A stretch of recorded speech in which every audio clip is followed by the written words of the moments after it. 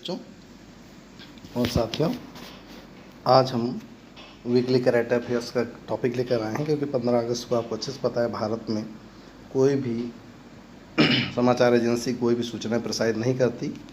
ये ऐसी मानता है कि उस दिन सब स्वतंत्र होने चाहिए और उसी स्वतंत्रता में उस दिन करंट अफेयर्स नहीं आ पाता। तो 15 और 16 को मिलाकर मंडे को आता है और तो अच्छा है कि हमें पूरे वीक का मिल गया।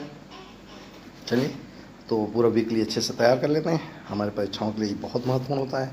आप अच्छे जानते हैं जो भी परीक्षा हाल फिलहाल हो रही हैं उन सब में इनसे सारे के सारे वन लाइनर्स प्रश्न बन रहे हैं। ठीक है, चलिए शुरू करते हैं अपना सेशन।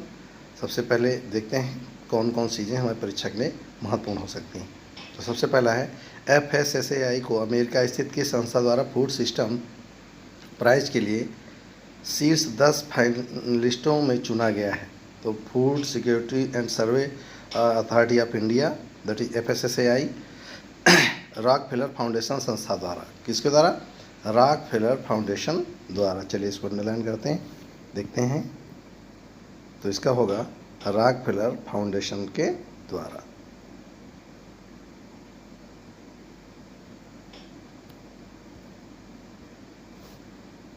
अगला देखिए, FSSAI ने 110 देशों के 1300 से अधिक आवेदकों के बीच अपनी जगह बनाई है। ठीक, टॉप 10 में ये नामित रहे हैं। ठीक, अगला देखिए, उद्देश्य क्या था? भोजन की बर्बादी को कम करने के लिए एक प्रणाली आधारित सिस्टम के माध्यम से स्वस्थ आहार की दिशा में एक राष्ट्रीय आंदोलन बनाना है। यानी कि जो शादी विवाह में और अन्य स्थानों पर रेस्टोरेंट या किसी स्थान पर जो खाना बर्बाद होता है उसको पुनर्योजित करने के लिए इन्होंने ये प्रयास किया और उसी में इनको टॉप 10 में जगह मिली है ना।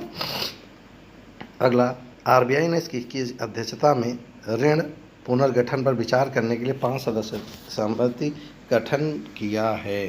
तो ये है BK कामत साहब की समिति की अध्यक्षता में गठन किया गया है। ठीक है, तो इसका जवाब क्या होगा? BK कामत। क्या होगा?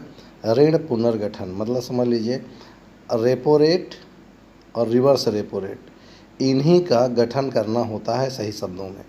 यानी रेपो रेट बढ़ाना है या रेपो रेट घटाना है, या रेपो रेट बढ़ाना है, repo rate reverse repo rate घटाना है बढ़ाना, इसी को कहते हैं ऋण पुनर्गठन।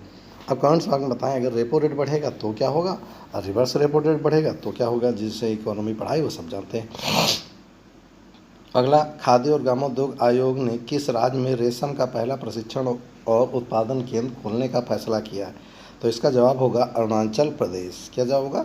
दुनिया का दूसरा सबसे बड़ा रेशम उत्पादक देश होगा। पहले नंबर पर आपको पता है चीन। अगला है, हाल ही में कोविड टेस्ट कराने में कौन सा राज्य नंबर 1 पर रहा है? तो कोविड टेस्ट सबसे ज़्यादा किस राज्य में किए गए हैं? उत्तर प्रदेश में। ये गर्व की बात है और अच्छी भी बात नहीं है। क्यों? बहुत ज़्यादा टेस्ट होने के कारण कभी कभी गलत सूचनाएं आ गई और जिसके कारण जिनको कोरोना नहीं वो भी बेचारे पड़े रहे 14 दिन पेट के बल। चलिए, सृजन पोर्टल किसने लॉन्च किया? सृजन पोर्टल किसने लॉन्च किया? तो राजनाथ सिंह ने। लक्ष्य क्या है? मेक इन इंडिया को बढ़ावा देना और जिसके लिए 101 जो आर्म्स फैक्ट्री के या यूँ कहें कि एनवायरमेंट्स होते हैं या जो भी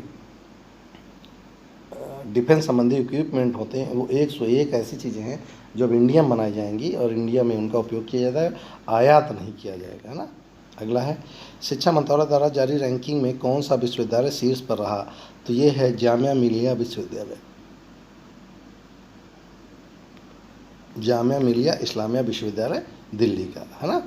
अगला, हाल ही में किस भारतीय खिलाड़ियों ने इंटरनेशनल क्रिकेट से संन्यास की घोषणा की? तो 2 लोगों ने की, महेंद्र सिंह धोनी ने की है और सुरेश रैना ने की है, एक साथ, है ना। चलिए, ये था आज का पहला बिंदु। अगला देखिए क्या है।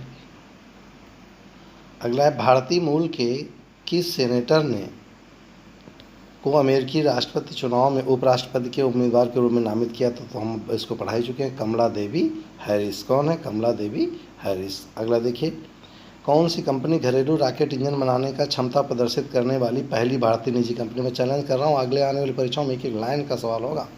कौन सी कंपनी घरेलू रॉकेट इंजन बनाने की क्षमता प्रदर्शित करने वाली पहली भारतीय निजी कंपनी?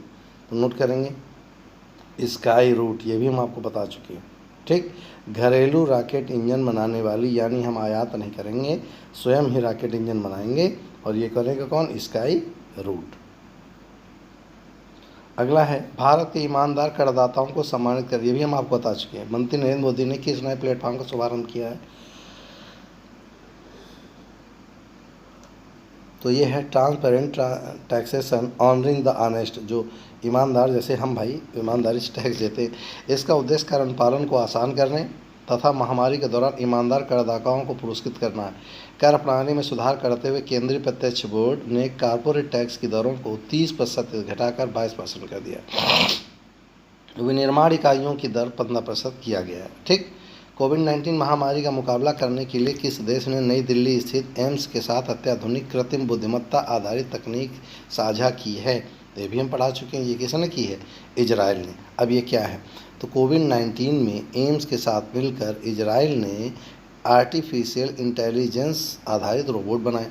मान लीजिए कमरा है, यहाँ पर व्यक्ति का जाना, पर्सन जाना, लेकिन मशीन का जाना आसान है क्योंकि उसे कोरोना होने की संभावना नहीं है, तो इसको भेजा जाता था रोबोट के माध्यम से। ये इजराइल के साथ एक समझौता किया गया। इस प्रौद्योगिकी में आर्टिफिशियल इंटेलिजेंस, देखिए वीडियो, देखिए लिखा है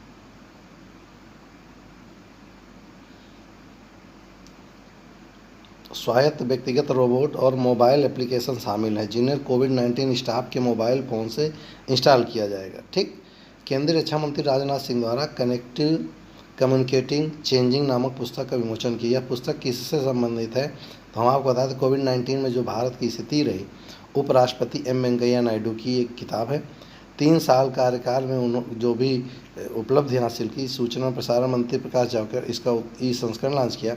क्या उनके अचीवमेंट्स रहे उपराष्ट्रपति के, उन्होंने इस पर चर्चा की। लोकसभा ने कर्मचारियों के लिए शुरुआती स्तर पर किस भाषा का पाठ्यक्रम शुरू किया? तो फ्रेंच भाषा का पाठ्यक्रम शुरू किया है लोकसभा में जो कर्मचारी काम करते हैं। इस पाठ्यक्रम के तहत लगभग 57 अधिकारियों को रजिस्टर्ड किया गया है। भविष्य में लोकसभा में जर्मन, रूसी, स्पेनिश और अन्य महत्वपूर्ण वैश्विक भाषाओं को शुरू करने की योजना है।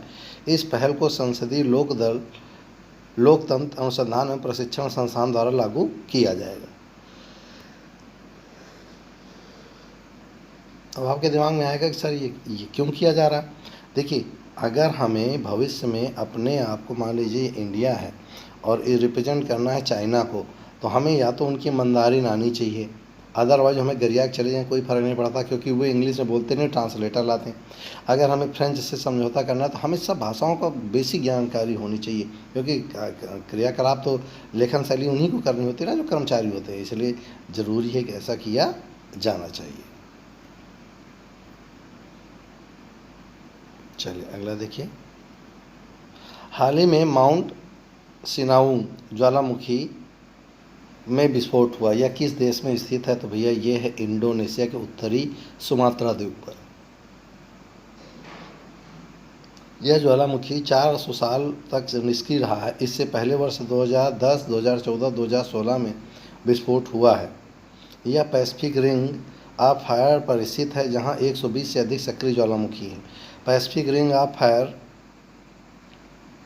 प्रशांत महासागर का एक प्रमुख क्षेत्र है जहां पर दुनिया में लगभग 90% भूकंप क्षेत्र आते हैं, यानी सर्वाधिक ज्वालामुखी प्रशांत परिमेखला में ही आते हैं। आप जानते हैं क्यों आते हैं? क्योंकि वहाँ पर इस कई जो प्लेटें हैं, प्लेट टेक्टोनिक थ्योरी में, वो आपस में क्या होती? टकरानी, यानी एक महाद्वीपीय और महासागरीय प्लेटों के टकराने से, है ना। अगला है, वनवासियों को आत्मनिर्भर बनाने के उद्देश्य से किस राज्य ने इंदिरा वन मितान योजना शुरू करने की बात के हम पढ़ा चुके हैं?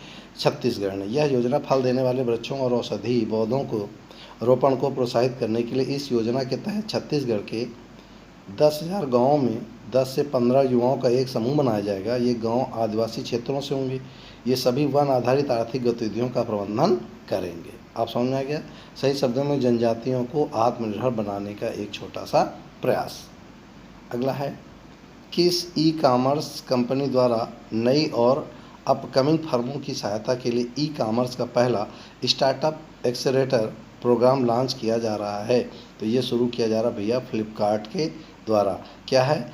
ई कॉमर्स कंपनी द्वारा अपकमिंग फर्मों यानी कि जो सही शब्दों में कहा जाए जो स्टार्टअप्स हैं, स्टार्टअप माने नए नए रोज़गार जो शुरू कर रहे हैं, उनके लिए लाया गया Flipkart. Flipkart leap business to consumer और बिजनेस टू बिजनेस स्टार्टअप की पहचान करेगा। कुल मिला के बिजनेस फैलाएगा कौन? फ्लिपकार्ट। हाल ही में बीसीसीआई को भारत सरकार ने किस देश में इंडियन प्रीमियर लीग आयोजित करने की मंजूरी की है? हम इसको बता ही चुके हैं, ये संयुक्त अरब अमीरात में है। ठीक, अगला है ट्रैफिक द्वारा जारी हालिया रिपोर्ट के अनुसार भारत के किन 2 राज्यों में तेंदुओं की सबसे ज़्यादा मौतें हुई? तो ये हुई हैं उत्तराखंड और महाराष्ट्र।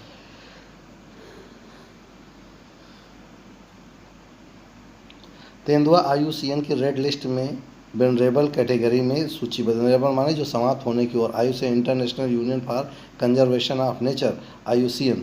रेड लिस्ट किसे कहते हैं? जो विलुप्त प्राय होने की स्थिति में है उन्हें रेड लिस्ट में। लेकिन वेनरेबल माने होता है जो अभी हैं जिन्हें हम बचा सकते हैं ना।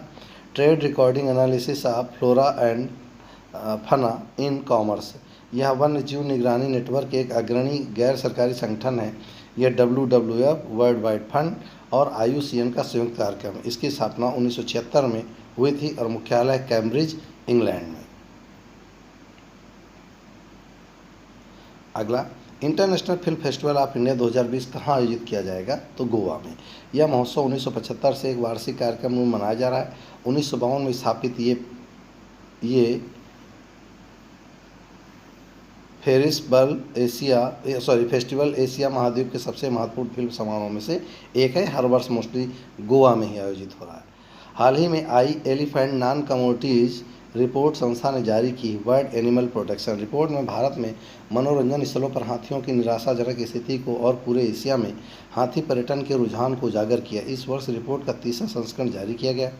एशिया में पर्यटन में उपयोग किए जाने वाले हाथियों की बड़ी संख्या है भारत में।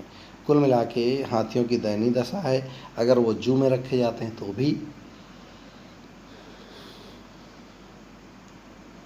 जंगल में रखे जाते हैं तो ट्रेन से कट रहे हैं, लोग उन्हें मार दे रहे हैं, इसी तरह उनकी अच्छी नहीं। उस पर रिपोर्ट जारी की है किसने? वर्ल्ड एनिमल प्रोटेक्शन है। हाल ही में किस देश ने एरो 2 नामक मिसाइल डिफेंस सिस्टम का सफल परीक्षण किया है? तो भैया ये किया है इजराइल ने एरो 2। इजराइल ने इसे गाजा और लेबनान से होने वाले शॉर्ट और मिड रेंज के रॉकेट हमलों और ईरान की लंबी दूरी की मिसाइलों के लिए विकसित किया है। रूस ने कोरोना वैक्सीन का परीक्षण पूरा कर लिया। उसे इस वैक्सीन का नाम दिया है स्पुतनिक 5। क्या है? स्पुतनिक 5। आपको लगेगा जैसे कोई रॉकेट है। वैक्सीन पंजीकृत करने वाला प्रथम देश स्पुतनिक 5G को गामालिया स्पुतनिक 5 रूस द्वारा लॉन्च किया गया पहला कृत्रिम उपग्रह है। ठीक, FSSAI ने सरकारी स्कूलों के कितने मीटर के दायरे में जंक फूड और अस्वास्थ्यकर भोजन की बिक्री प्रतिबंधन निर्देश किए? 50 मीटर। शीर्षक खाद्य सुरक्षा और मानक, स्कूली बच्चों के लिए सुरक्षित भोजन और स्वस्थ आहार विनियमन 2019। इसका नियम कहता है कि HFSS high in fat, salt and sugar वाले खाद्य पदार्थ मेस परिसर और स्कूल कैंटीन में नहीं बेचे जा सकते। मेस परिसर जानते हैं, जो स्कूल के अंदर कैंटीन होती है उस पर बेचे नहीं जा सकते। ठीक, तो ये था हमारा सेशन। उम्मीद है आप नोट कर लेंगे, इसको अच्छे से तैयार कर लीजिएगा, क्योंकि भविष्य में इनसे परीक्षाओं प्रश्न आने ही आने, उसमें कोई इफ बट चलने वाला नहीं। ठीक, तो मिलते हैं आप दोपहर में 1:40 पे बढ़िया से किसी टॉपिक के साथ। प्रयास है 100% मिलेंगे। कोई अगर बहुत बड़ी विपत्ति नहीं आ गई तो आज फिलहाल इतना ही। मिलते हैं नेक्स्ट वीडियो नए उम्मीद के साथ, नए जो साथ। फिलहाल जय हिंद।